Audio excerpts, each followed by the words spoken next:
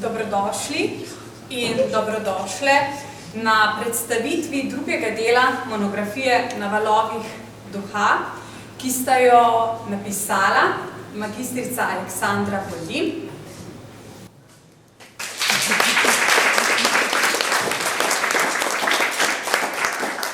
in Anton Rozman.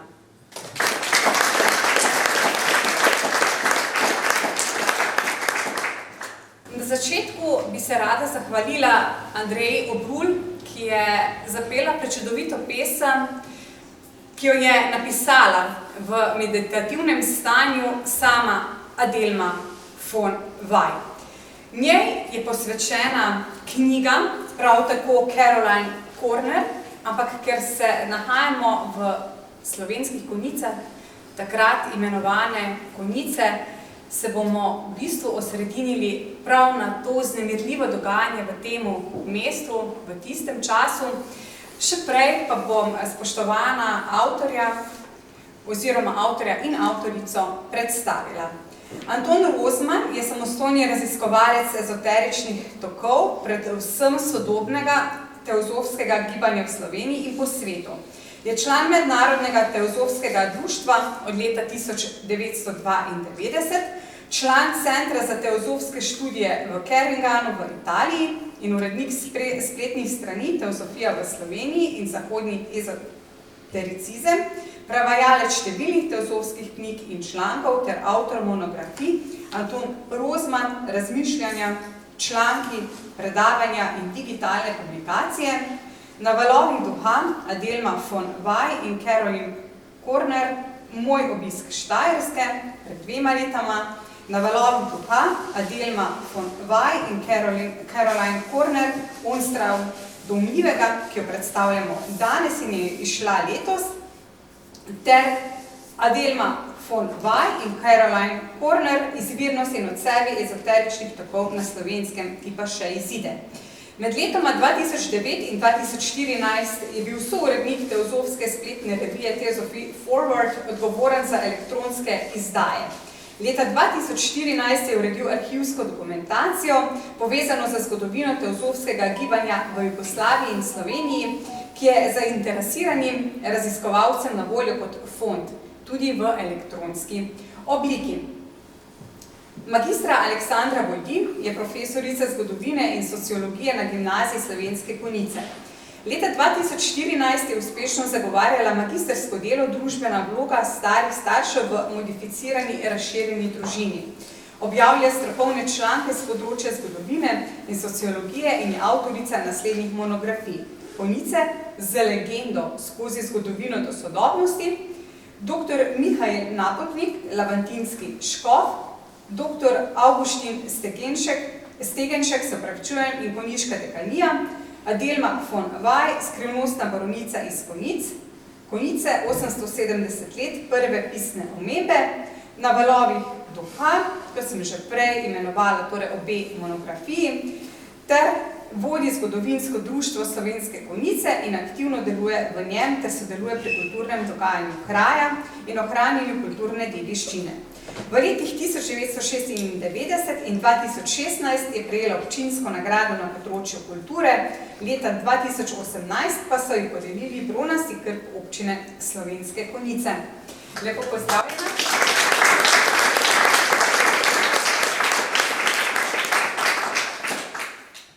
Že prvi del monografije je predstavil res izjemni osebnosti, tako Adelmo kot Caroline, pa me zanima, kako je prišlo do tega skupnega raziskovanja teh dveh zanimivih žensk. Premalokrat se spomnimo, kakšno orino so takrat v bistvu kovale, da smo lahko danes ženske v bistvu enakovredne moškim. Pa mogoče najprej Aleksandra z vidika feminizma ženske in potem Anton.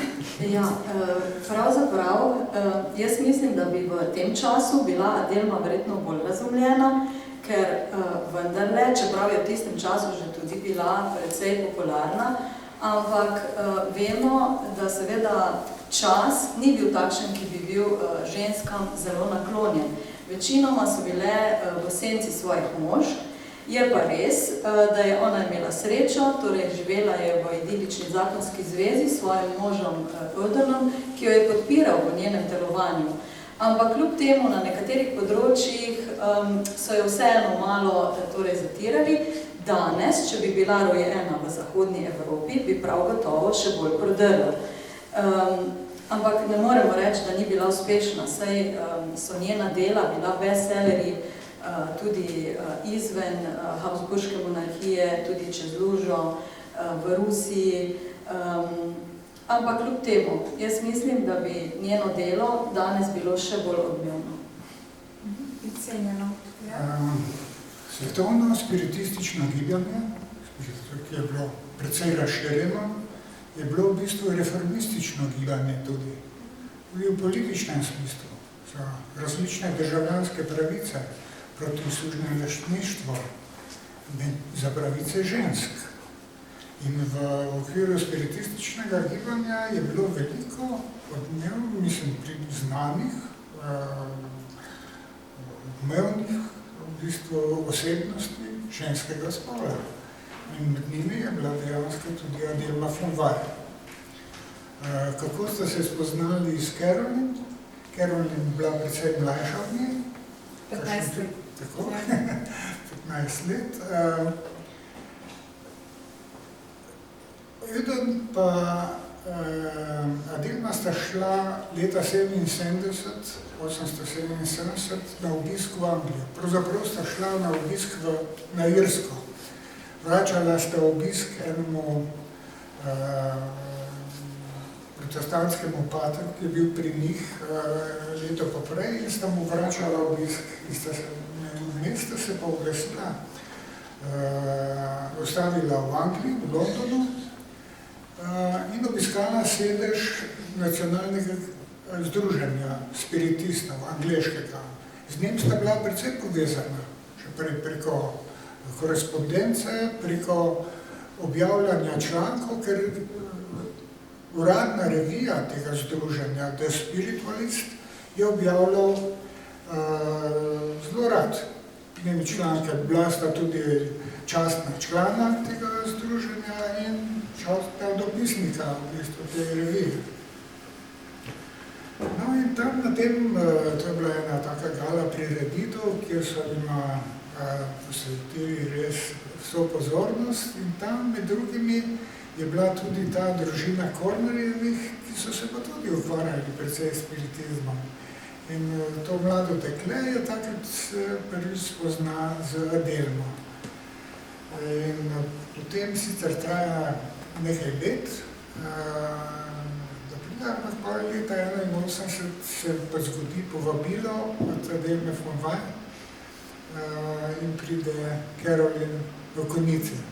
In potem prihaja, po mojem, vsako leto.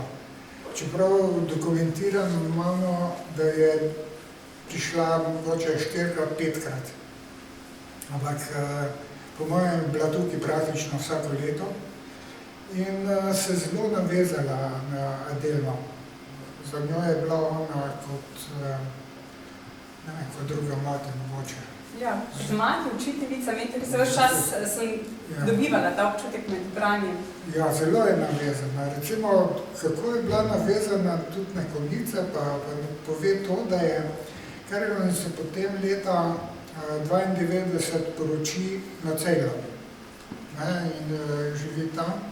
In to vilo, v kateri stanuje, poimenuje Baron Vaj. Tako da v bistvu je tudi tam na nek način ponesla v bistvu sabo ta občutek, ki ga je imela tukaj v Konjicah. Mesto Bonovice oziroma Konjice imajo res bogato, vznemirljivo zgodovino, prav tudi zaradi Adelme. Aleksandra, kako je bilo vaše zgodovinsko, bom rekla, na eni strani vrednotenje in hkrati preučevanje v tistem času? To je bilo obdobje Avstro-Ogrske in po eni strani je Adelma in njen mož, oba sta imela srečo, da sta se naselile tukaj, ker so vse okoliščine šle v njuno delovanje prid. Ja, v Konjice sta prišla leta 1867, to zagotovo vemo, ker sta takrat kupila dvorec Prevrad, namreč v zemljiški knjigi je kot lastnica opisana Adelma von Vaj. In ta dvorec je bil sprva enonadstropjen, ni bil tako zelo razkošen, potem sta ga nadzidala, ga bogato opremila in tudi te stvari je Caroline Corner opisovala v tem delu My Visit to Styria, ko smo v bistvu začeli malo bolj intenzivno raziskovati Adelmino življenje leta 2012, ko je bil tudi simpozij v Žički Kartuziji in v Nuku v Ljubljani. Sem jaz zasledila to knjigo, ki pa ni bilo v Sloveniji, smo jo naročili in tam je bilo zelo slikovito opisano, kakšen je bil dvorec, kako je bil znotraj lepo opremljen. In tudi za trg Konjice so bile takrat namreč trg, je Caroline opisala, da je sicer zelo očarala lepa narava, kristalno čista voda, potem opisuje skulpturo sredi trga, s tem je mislila Florianovo znamenje. Sicer pa je opisovala, da so Konjice precej skromne, seveda, če je prišla iz Londona, to moramo razumeti. Opisuje pa, da je velik razkorak med srednjim in višjim slojem. Ta pa višji sloj pa živi zelo v bistvu na takem res visokem nivoju. Sicer pa, ko smo vprašali po zgodovinskih okoliščinah, res je, Adelma je živela v prelomnih časih preoblikovanja Avstrijskega cesarstva v Avstro-Ogrsko, ravno leta 1867, torej postane Avstrijsko cesarstvo, torej Avstro-Ogrska, namreč po teh revolucijah končno Madžarom, ki so bili najmočnejši narodi, priznajo v bistvu malo več pravic, tako da je bila monarhija razdeljena na dve polovici. Sicer je imela Adelma tudi korenine v bistvu v madžarskem narodu, Odon pa še posebej. No, potem pa pridejo, verjetno se še bomo dotaknili, tudi še bolj burni časi. Torej čas na tem področju, torej po Prva svetovna vojna, potem po Prvi svetovni vojni pa tudi čas preoblikovanja, torej najprej v državo Slovencem, Hrvatov in Srbov, potem pa kmalu v kraljevino Srbov, Hrvatov in Slovencev in v bistvu Adelma je vse to torej doživela. Ampak to se še bomo vseeno zgodovinsko dotaknili. Tukaj bi samo še dodala, vseeno je pa kot osebnost, potem se bo to navezalo tudi na vaše razmišljanje, zelo kljub temu, da je bila izjemna duhovna, poduhovljena tudi, hkrati pa ostala izjemno močna osebnost in taki dogodki v bistvu niso, bomo rekla, da odvrnili od vse te njene človekoljubnosti, hkrati pa tudi zdravega pogleda na svet in ustvarjanje. Tako je, se je tudi zapisala v svojih dnevnikih, da je prepričana v svoje poslanstvo. Mnogi so jo torej občudovali in cenili zaradi njenega zdravljenja, ampak je bilo pa tudi precej takih, ki so jo sovražili, jo smešili, torej tudi zaradi njenega spiritizma in pač drugih aktivnosti, ampak kljub temu, torej bila je prepričana v to in velika humanitarka, jaz rekla velika zato, ker nikoli ni odklonila pomoči, pa nikoli za svoje zdravljenje ni zahtevala plačila. To pomeni, da je resnično vedela, kaj je njeno poslanstvo in se takrat, ko bi nekdo obupal, torej taki časi, ko so bili, je ona še bolj bila prepričana v to. Tudi zapiše, da ravno zaradi tega, ker nima svojih otrok, mora paziti, kakšen sad da od sebe. Sicer so jo pa, kot je že prej Tone povedal, seveda mnogi častili, tudi Blavatskyjeva, torej ustanoviteljica teozofskega gibanja, je zapisala, da je ona medij prežet z milino, poštenostjo in ravno to delo od Strta Izida je Adelmo pravzaprav še bolj, bi reklo, populariziralo v tistem času. Ja, kajti Adelma je bila zavezana k čisti spiritualnosti. Ona je striktno ločevala in se zavedala tega, da lahko določene stvari človeku škodujejo, ona pa se je zavzemala, da mora delati dobro in da se ne bo v bistvu poglabljala v neprijetne stvari, recimo črno magijo, ampak bo obdana z rdečo barvo. Ja, zdaj za razumevanje tega je treba v bistvu povedati to, da je imela ona v bistvu zelo izrazito katoliško vzgojo kot otrok. Ona je vstopala tudi pol naprej izobrazbo, ne vemo točno sicer, skozi kakšno izobrazbo je šla v Prusiji, ampak izgleda, da je morala biti neka klasična dekliška vzgoja, ker je v bistvu pridobi znanje latinščine in grščine. In tudi druge jezike je na visoki ravni književnosti obvladala, kot je Hornerjeva razlaga, kako je pisala v visoki nemščini. To ja, v nemščini ja, to je bil njen jezik in tukaj se je odlično izražala. Odlično je govorila angleško, francosko že pri 10 letih.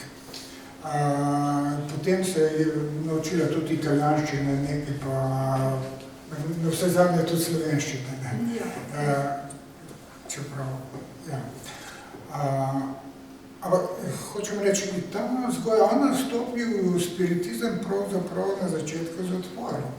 V bistvu ona na začetku v bistvu odklanja poskus, ko ji svetuje zdravnik zaradi težav, ki jih ima neke močne krče, in ji svetuje magnetno pisanje. Ona to odkloni, zavrne, kot češ, da to je nekaj nesprejemljivega, da je to neko vrežverje, da to ni v skladu s katoliško vero in tako naprej. Ampak ker je ta pritisk v bistvu tega telesa tako močan, v bistvu potem poskusi s to zadevo in na ta način vstopi noter. Se pravi, njen etični in moralni kodeks je izredno močan. Tako vstopa v bistvu tudi v spiritizem na ta način. In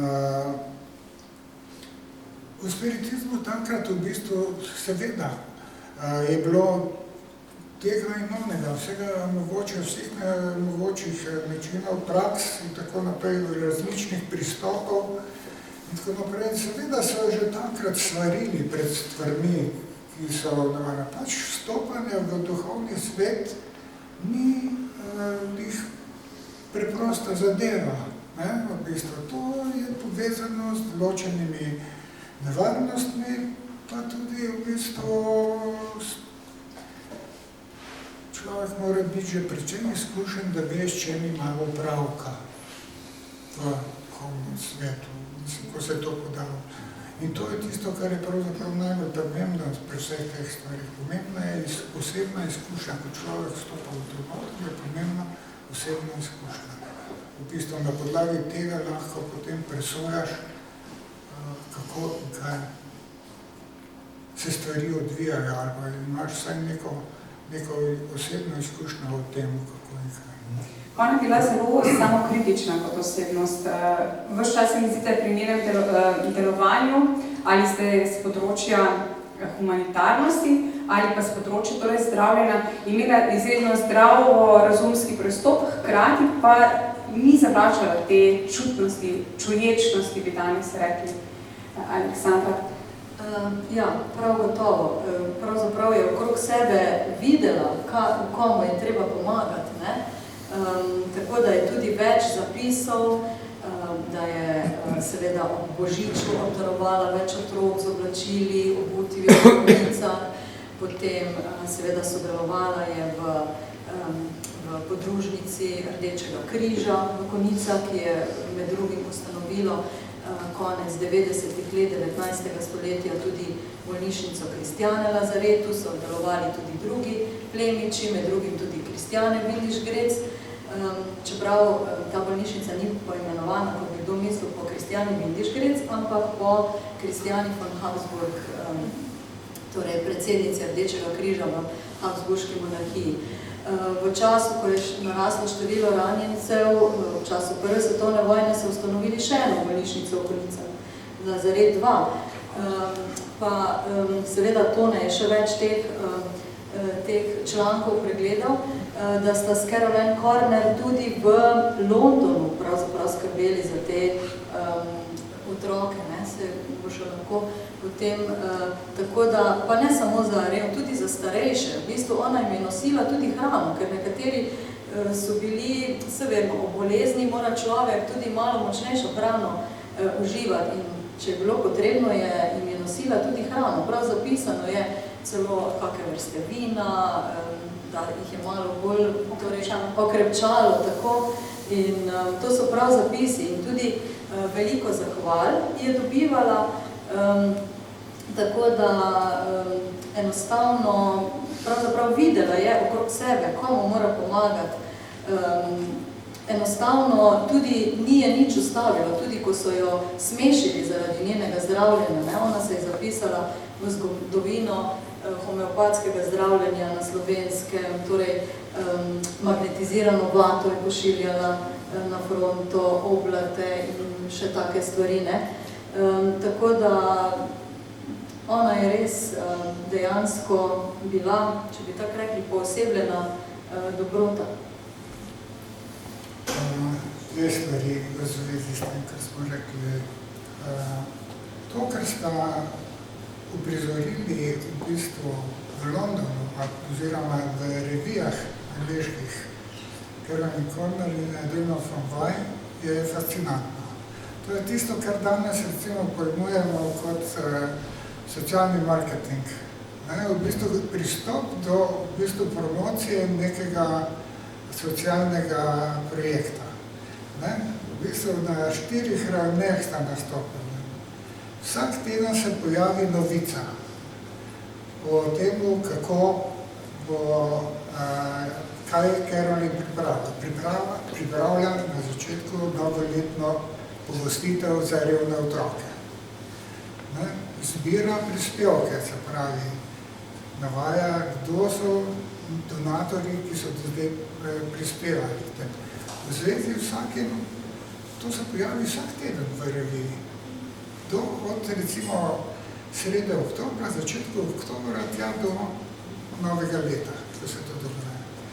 Ob tem zraven napišeta vsake toliko, recimo objavlja Caroline neko zgodbo o otrocih. Se tudi v nadaljevanjih sledi noter. In na vsake toliko v bistvu objavita pa še nek prispevek, nek članek, ki govori o neki pomembni zadevi v tistem trenutku v spiritističnem gibanju. Tako da je to res ena taka neverjetna prav zadeva. Prvo leto je to, mislim, da je to leto 83, da je to speljeta, potem pa zadeva počasi ugaša, ampak to, da prvo leto je pa res fascinantno. Drugo pa, kaj je bila v bistvu Adelma von Vaj. O tem mogoče najbolj spregovori en članek, ki smo ga zdaj v kratkem dobili in pripoveduje od njene nečakinje, njene grofice, ki je bila pri njeno obisku, in pripoveduje, kako je opazovala Adelmo o pacientu. In opazovala njen obraz, kako se je kremžil v bolečini, ki jo je v bistvu prinašal ta človek. Se pravi, to je izraz popolnega sočutja. Ne? Sočutja v tistem pravem pomenu besede, se pravi, doživljanja, sočasnega doživljanja trpljenja drugega človeka. In potem v bistvu svojo močjo, v bistvu povezave z duhovnim svetom, preobraziti to bolečino v neko zdravo stanje. To je po mojem v bistvu tisto, kar najbolj pove pravzaprav, kaj je bila Adelma von Weyr.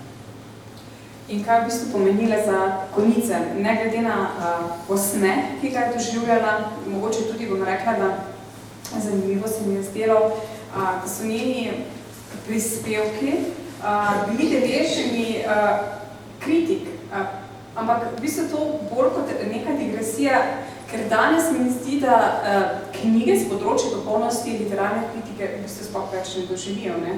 Adelma pa jo je kruto doživela, ampak da se vrnem v bistvu nazaj, zdi se mi zelo pomembno ta njen prispevek za konice, kako zelo priljubljena je ona bila. Mogoče Aleksandra z tega zgodovinskega vidika, tukaj so vseeno bili revni kmetje, sploh v okoliških hribih, revni otroci teh kmetov, ki so neprestano delali, in potem ta vaš pogled, ta vaš vidik na njeno priljubljenost, tudi s strani zdravljenja in spiritizma.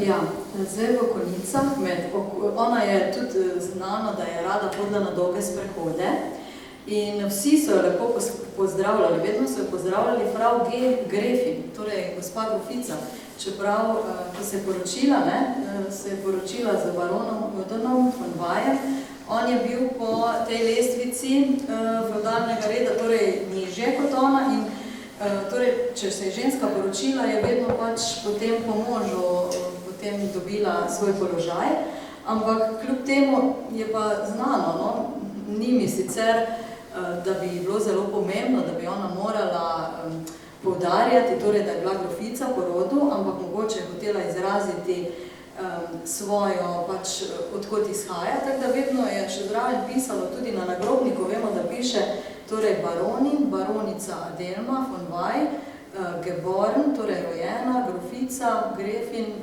Wurmbrand-Stupak. No, kaj sem hotela povedati, torej med okoliškimi navadnimi ljudmi je prav gotovo bila priljubljena, tudi seveda bila nekajkrat tudi botra konjiškim otrokom, vse dokler, namreč katoliški krogi jo pa ravno zaradi tega spiritizma niso ravno marali, se to je bilo v skladu seveda s tistim časom in je prišlo tudi do takih trkov s katoliško cerkvijo, ko je pa seveda bila javno ponižana, da seveda ni mogla biti potem botra, ko so jo ekskomunicirali, torej v bistvu izločili iz katoliške cerkve, ravno zaradi tega spiritizma, ampak ona je sama tudi zapisala, da, torej kot je že Tone rekel, imela je katoliško vzgojo, tudi potem, ko se je njena mama drugič poročila po smrti očeta, je tudi očim ji dal to katoliško vzgojo in tudi je vztrajala v tem. Potem, ko je pa videla, da je toliko doživela nekako strani cerkve, institucije, nikoli pa ni krščanstva kritizirala, je pač prestopila v protestantizem, ampak je izrazila, da spiritizem ni njena religija, da ona še vedno trdno ostaja torej, v krščanstvu.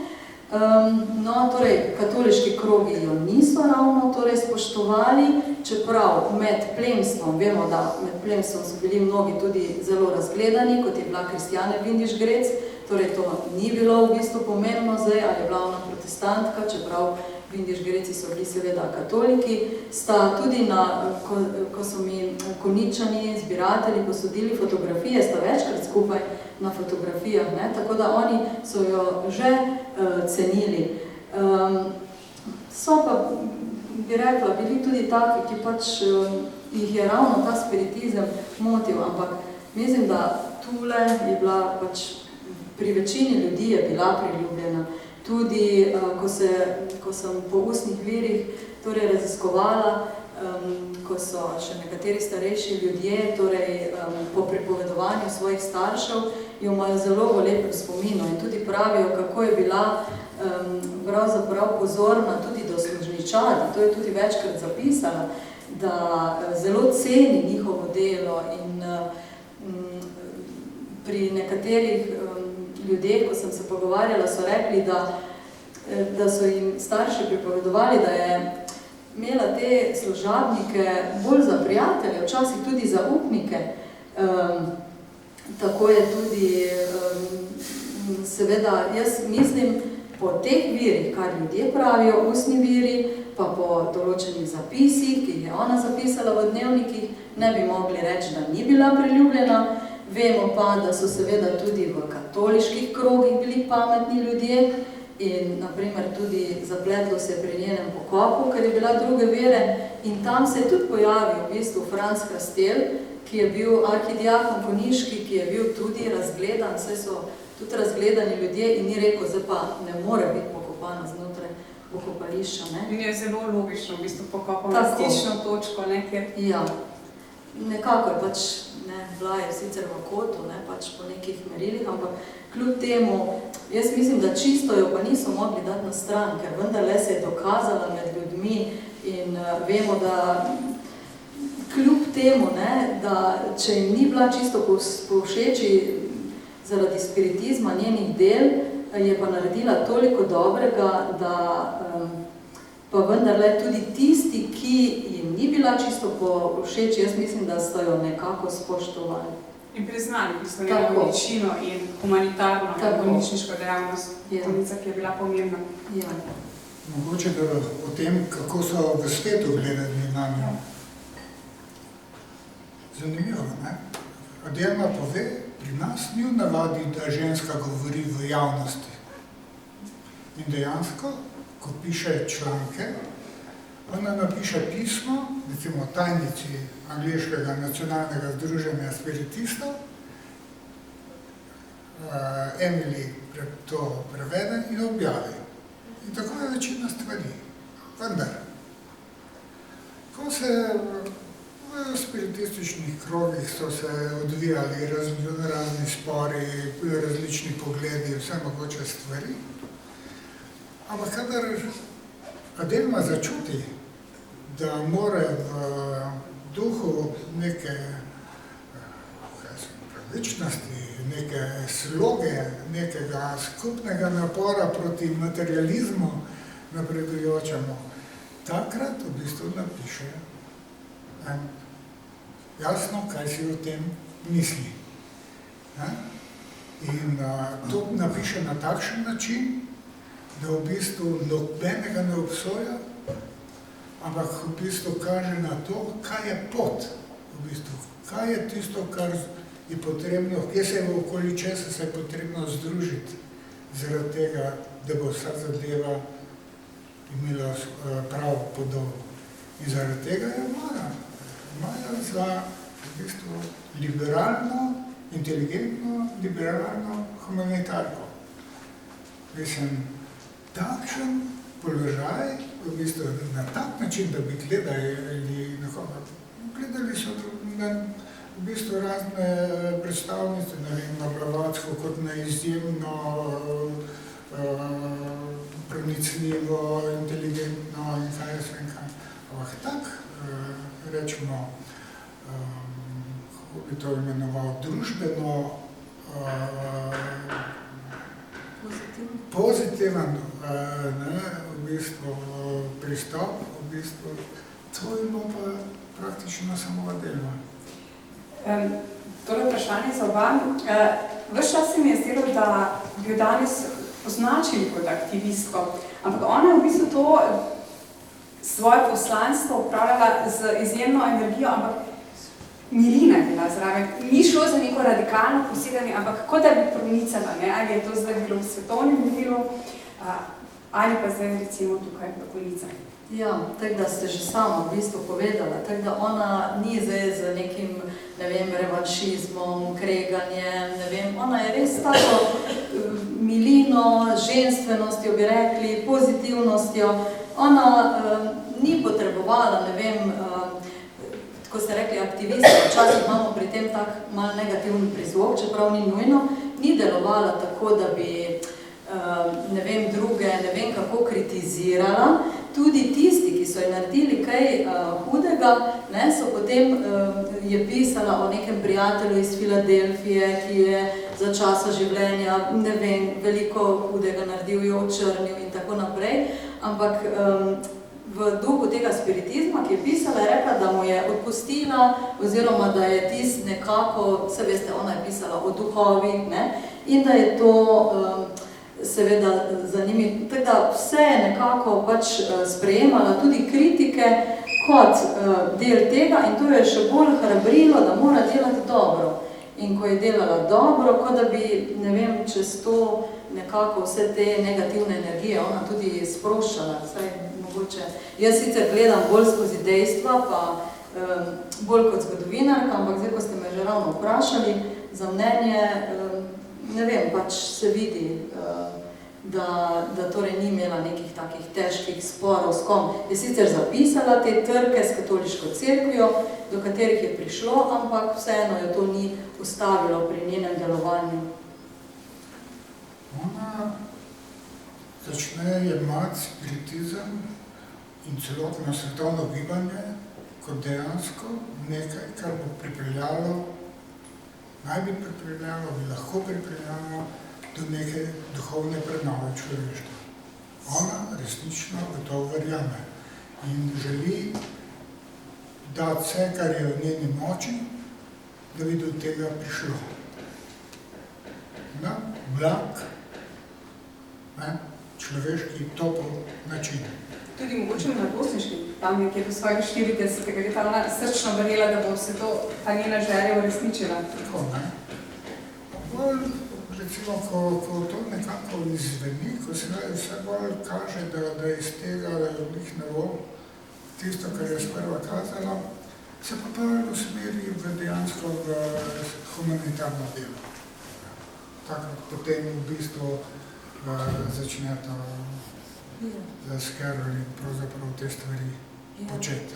Drugače pa, ko si ravno omenil to, v bistvu ona je tudi zelo pazna, ne, je namreč čutila, da potem, ko je že postajala starejša, da nima več toliko energije in se potem v nekatere stvari ni več spuščala, ne. Torej, potem vemo, da je pisala tudi spomine, ne. Torej, čutila je, da tudi to magnetno zdravljenje, torej ona je bila pač tudi kot nek medij, ko je čutila, da te energije niso več tako močne, je tudi to potem pač malo opuščala, ne? Tako da se je zavedala v bistvu tega. Tako da bila je hkrati tudi zelo realna, bi jaz rekla. Ja, in hkrati v bistvu je to svoje videnje oziroma, bom rekla, svoje ideje prenašala v leposlovje. Ona je bila aforistka, kar v bistvu pomeni tudi, da se je znala šaliti, znala je biti tudi ironična, na tak umirjen, blag način, mogoče celo prefilmjen. In pisala je torej spomine, kratke zgodbe, pesmi. Kako jo je videla zdaj literarna javnost, literarni kritiki? To boste pa vi verjetno najbolj vedeli, ko ste doktorica z tega področja. Tako da na to področje pač nisem strokovnjak, tako da mogoče bi bilo dobrodošlo, da vi poveste, kako vi vidite to kot... Zdaj je v bistvu v tem smislu napisal samo en akademski članek, torej je Johann Luckhofer, ki gostuje na filozofski fakulteti v Ljubljani, ga je napisal. Pa ne gleda kaj preveč z lepimi očmi na delno polje, nekako. Se mi zdi, da je, rečemo, tudi ta mogoče nekako odpor do spiritizma še marsikje žel in ta obarva potem tudi neko presojo v bistvu tega, kar ste omenili. Ja, ona je v bistvu piše pravzaprav vse, ne? Ja, vse zvrsti je pisala in tukaj bi se dotaknila tudi tega, ne? Same zgodovinske okoliščine so bile, kot smo že omenili na začetku, naklonjene in hkrati tudi vsa ta, ko danes gledamo na svet, ali nas upravlja globalist ali ne, pa na drugi strani prihaja vedno bolj do teh lokalnih, krajevnih vrednot. Kako pa se ona sama sebe dojemala? Na eni strani je tukaj bila ozkotirna železnica, ki je omogočala seveda lažje poti, ampak ali se ona dojemala, da je res kot tukaj domačinko ali je bila res svetovljanka, ki je ogromno potovala skupaj z možem? Da sem svetovljana. Ne vem, kje sta v enem letu, kje sta več doma ali sta odzunaj. Ali to recimo tudi Mali Lošen ali druge države, ne? V starejših letih Mali Lošen, prej Dunaj, Budimpešta, Francija, Italija, skozi sta praktično na poti. In skozi sta v nekih stikih, skozi je tu vzadu ta spiritizem vmes in to v bistvu sta svetovljana, oba dva. Ja, no, svetovljana prav gotovo, to se sigurno strinjam, ampak hkrati pa tudi bi rekla, da sta se zelo dobro počutila tudi doma. Tudi v svojih dnevnikih je zapisala, kako dobro je biti doma. Enkrat tako slikovito zapiše, ko se vrneta iz Lošinja, torej Konjice, ali pa če še to povemo, ne, torej pravzaprav sta imela pred Hofom dejansko železniško postajo, ne, do Poljčan, ozkotirno, potem naprej, torej normalno železnico, potem sta, če sta šla na Lošinj, sta morala od Reke, torej z ladjico, potem naprej, no, ampak ko se vrneta, je napisala prav, kako lepo je biti doma. Najprej gre pozdraviti, torej pse, ki jih je imela, potem to so bila posestva, krave in bolj tako lepo opisuje, kako jo vse živali lepo pozdravijo. Potem gre v hišo, kjer je tudi seveda služabniki, čeprav je rekla, da to niso služabniki, ne, jih zelo ceni, potem gre pregledati vso pošto, ki se je nabrala, prebere vse časopise in tako in prav večkrat v tistem odstavku zapiše, kako dobro je biti doma.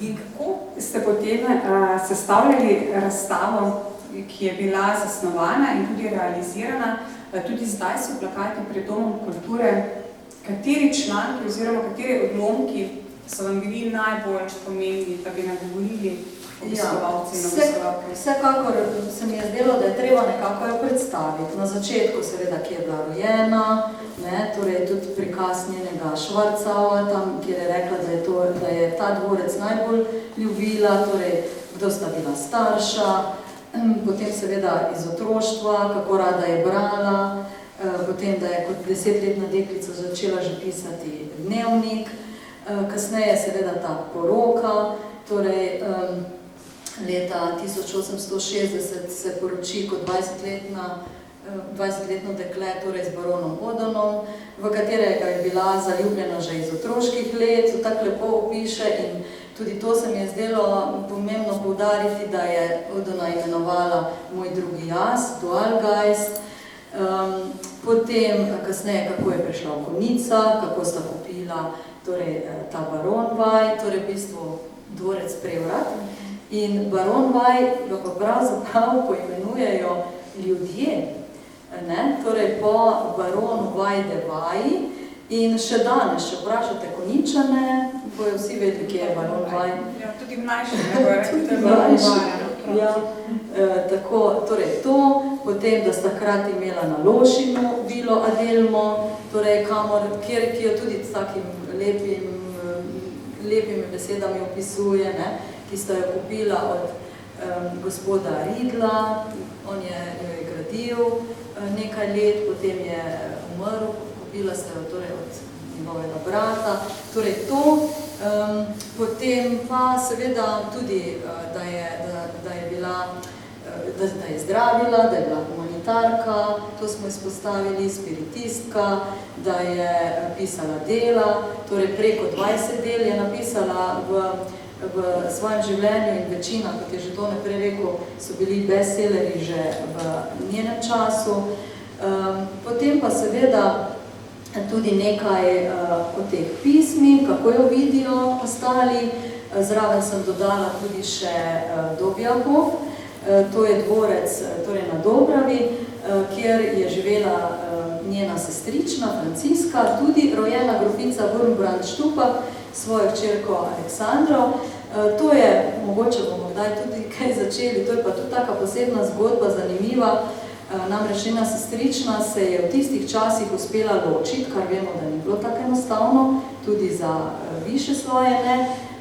Torej prišli sta iz Oroslavja iz Hrvaške, tam je tudi en dvorec, če še je že kdo bil tam, in potem torej nekaj o tem. Potem pa seveda zaključek njenega zemeljskega življenja, torej najprej umre Oden, 1. marca leta 1921 na Malem Rošinju in je tam tudi pokopan. To je bila tudi dolgo časa, ne vem, če lahko zdaj povem, ali to je bila dolgo časa tudi uganka, ne vem, nekateri ljudje so rekli, pa tam je nekje grob, ampak nihče ga ni najdel nobenega zapisa, ne. V tistem času vemo, da so se tudi gospodarske razmere v Habsburški monarhiji malo spremenile in sta tudi imela že nekaj hipotek, ne, tudi se vemo, tudi zaradi knjig ali zaradi marsičesa.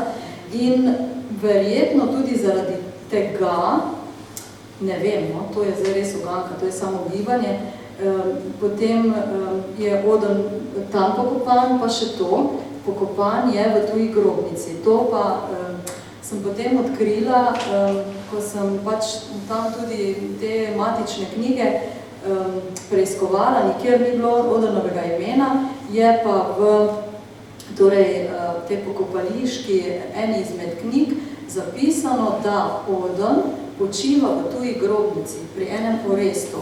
In potem se je nekako pač razkrilo tudi preko drugih virov, da je Oreste, torej samo ime je bilo, ne priimek, bil Cvetličar. In verjetno je počiva torej v grobnici Oresta Zaja, ni pa seveda nikjer zapisan. Ne? In tudi ta Delma ni v svojih dnevnikih nikjer zapisana, kje bi naj bil pokopan. To seveda nisem da tako dolgo tam opisovala, ampak zdaj. No, a Delma pa živi potem na svojem domu še 4 leta in tako kot je, če bila jasnovidka, je tudi napovedala svojo smrt. To sem še opisala, pa potem pač konec. Ja, mi ima pa mislim, da 12 panojev je pri tej ulični razstavi. Ja. Je pa občina Slovenske Konjice to omogočila, tako da jaz sem hvaležna in mogoče zdaj tudi rečem obema županoma. Takrat, ko smo začeli, je bil gospod Gorinšek, ko je bil simpozij, smo začeli v bistvu to delati. Zdaj pri tej drugem delninem letu pa gospod Ratajc in je občina tudi omogočila to razstavo, tako da jaz sem obema hvaležna in tudi sem vesela, da sta oba danes prišla in tudi vsi ostali, seveda pa, ki ste še prispevali druge stvari k tem delninem letu.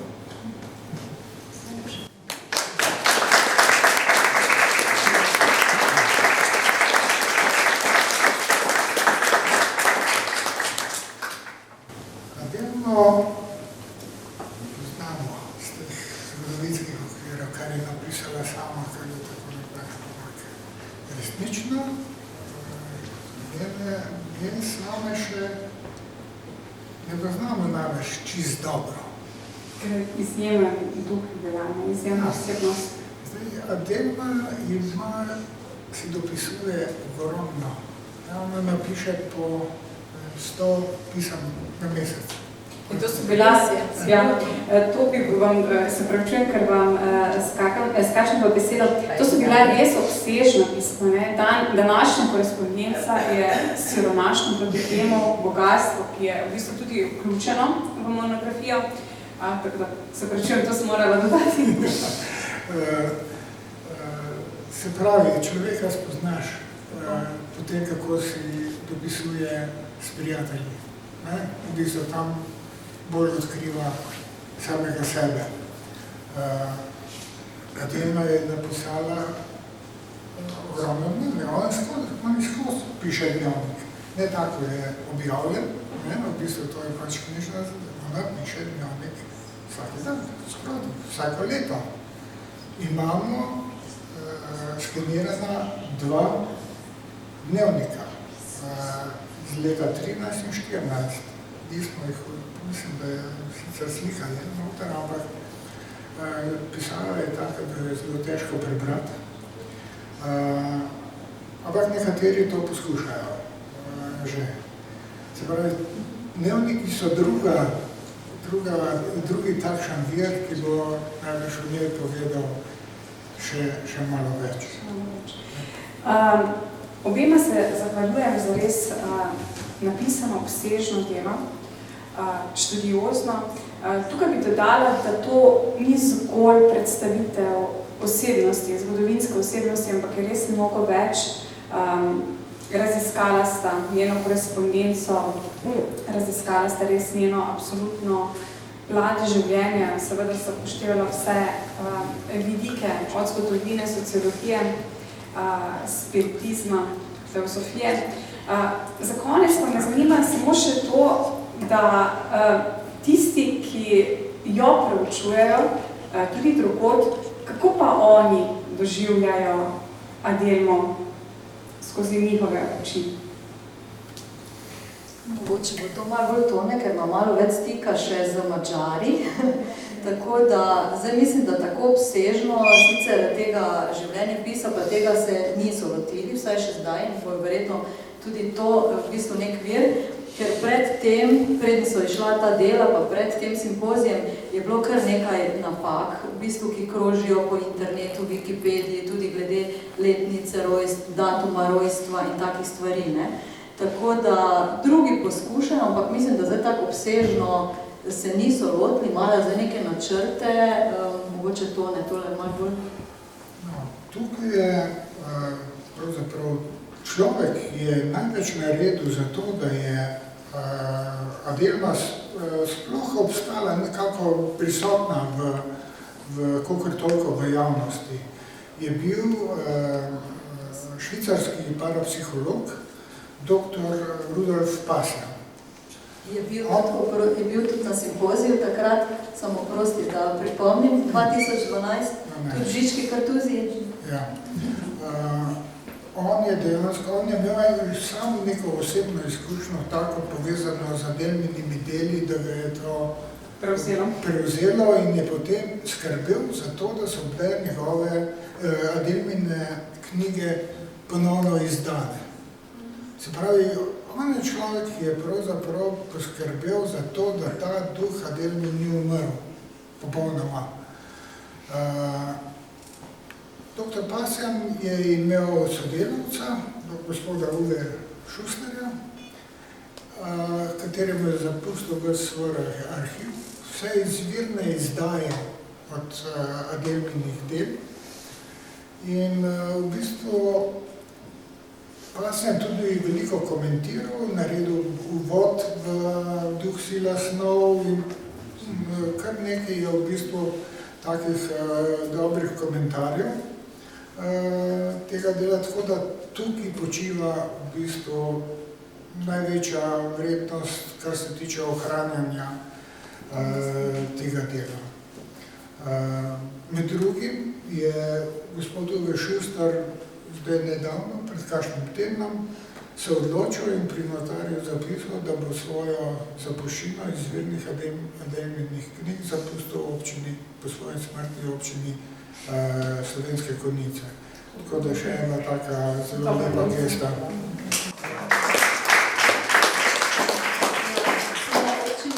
Imajo, tako da imajo v bistvu te dokumente, smo posredovali naprej, drugače pa je bil gospod Uwe Schuster, takrat, ko je bila ta otvoritev Adelmine poti tudi tukaj in tako se je odločil in to je res lepa mesta. Drugače pa zdaj dela pa na projektu digitalizacija. Zdaj sproti nalagam na spletno stran, kar uspe dogotoviti. Tako da v tem letu je načrt, da bomo pravzaprav imeli v digitalni obliki že vsa njena dela. In je to res potem njeno leto tudi z tega vidika. Najlepša vam hvala za vajen prispevek na predstavitvi knjige. Vse tiste, ki te knjige še nimate, ali pa morebiti nimate še prve, vabim, da tukaj dobite knjigo, mislim, da tudi po znižani promocijski ceni, gospod, je tako? Ja, seveda. In s podpisom obeh avtorjev oziroma avtorice in avtorja. Vas pa vabim tudi, da greste potem na prijetno druženje tam v zadaj. Ja? Veste kaj, me zanima, ko sta eksperta, Hoffman, ne? Poznam po naš zdravnik Hoffmanove kapljice. On je prebral to knjigo Duh, sila, snov, ne? In je izjavil, ne slišim, Hoffman, ne? Hoffmanove kapljice, ta zdravnik, oziroma teh tudi spiritualist, malo, ne vem, kam bi ga uvrstil, on je prebral to knjigo Duh, sila, snov in je izjavil, da kaj tako dobrega še ni nikoli bral. Ne? Dobro, jaz sem si to knjigo sposobil, ne? Moram reči, da me ni, ne? Ker, ne vem, ampak to me zanima, ali ste kaj najdli kakšne povezave te izjave od Hoffmana, ne? Znano je, da Hoffman pol tudi imel psihadelike, da je recimo naročil svojim, da ga naj čuvajo. Ko šel s kolesom, doživljal neke zadeve v prostoru in času in tem. Skratka, na njega je to nekaj, ta adel pa tudi vplivala. Zdaj, a ste kje v literaturi to zasledili? Govorite o homeopatiji, potem je to Hahnemann. Ne. Vse so neke Hoffmanove kapljice. No, ampak je to Hoffman, ne? Ja, sem jaz... V knjigi piše točno, da bom to prebral. Ja, jaz nisem zasledila. To ne, tudi za enega drugega v bistvu misli, ne? Tako da jaz iz tega področja... Hoffman tudi, ja. Svet Jani Pokopan, res... To je ni, zdaj, ko malo to gledam, ne, ampak ne najdem povedal še. Jaz iz tega področja nimam znanja, sem zgodovinarka, sociologinja, tako da tudi nisem zasledila v zvezi s tem Hoffmanom. Je pa res, da ta knjiga, nekateri, Duh, sila, snov, seveda, to je res morala biti pod res nekim posebnim stanjem, da je to napisano, ne, saj je to bilo magnetno pisanje, ampak kak in kaj glede tega, to pa ne bi mogla odgovoriti, ker nisem iz tega, mogoče Tone, če si kaj zasledil, ampak ne vem, jaz nisem tega imela. No. Duh, sila, snov je edinstvena knjiga v svetu. Ena knjiga je, ki je približno nekaj podobnega z nekim zakonom števili, tako naprej, ki je bila izdana v Ameriki. Ampak take strukture, v bistvu kozmološke, z zakonom števil in simbolika, ni enakega primera v svetu. Tudi v bistvu interpretacije še tega ni, rečemo, so poskusi, so nekaj, ampak je nekaj, kar je, rečemo, so nekaj poskusi. Res je neka posebnost. Ja. Mislim, bistvo, kada gre za nek kozmološki proces, ni to neko enkratno dejanje nekega nastanka sveta.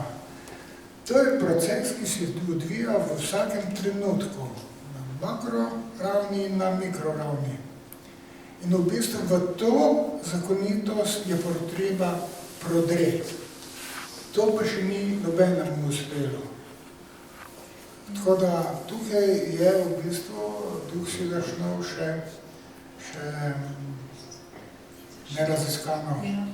Mogoče lahko še stule, ko smo imeli simpozij, ker so tu seveda tudi števila, liki in tak naprej, smo poskusili tudi dati to kakemu matematiku, da bi iz tega referat, ampak so prebrali, bili navdušeni, sam se potem matematičarka v bistvu ni upala oziroma je rekla, da se ne upa iz tega, ne vem, kakih interpretacij, Tako da možno, da se bo kdo, no? Ampak takrat smo poskušali, ker bi bila zanimiva z matematičnega vidika, ampak niso upali tega torej prevzeti, in do zdaj nekako. Mogoče bi morali Andreja Detela vprašati.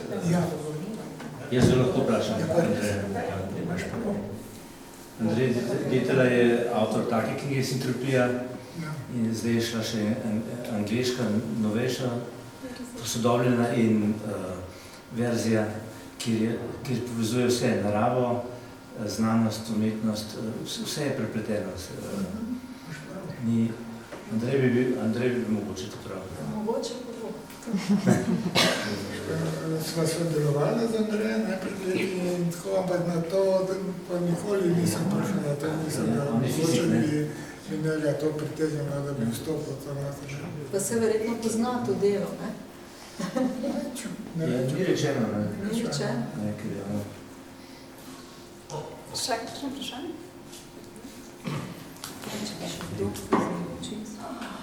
Še kakšno vprašanje mogoče? Drugače bi se tudi jaz zahvalila in seveda iskrene čestitke avtorjema. Res sta opravila zopet izjemno delo, imamo dvojček, tako da hvala Aleksandra.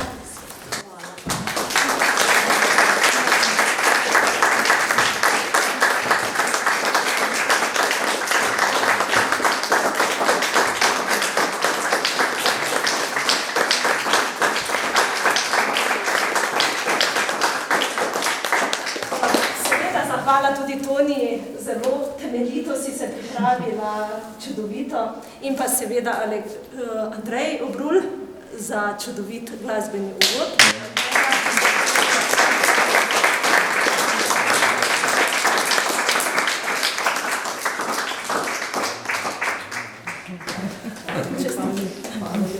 Hvala. Še zate.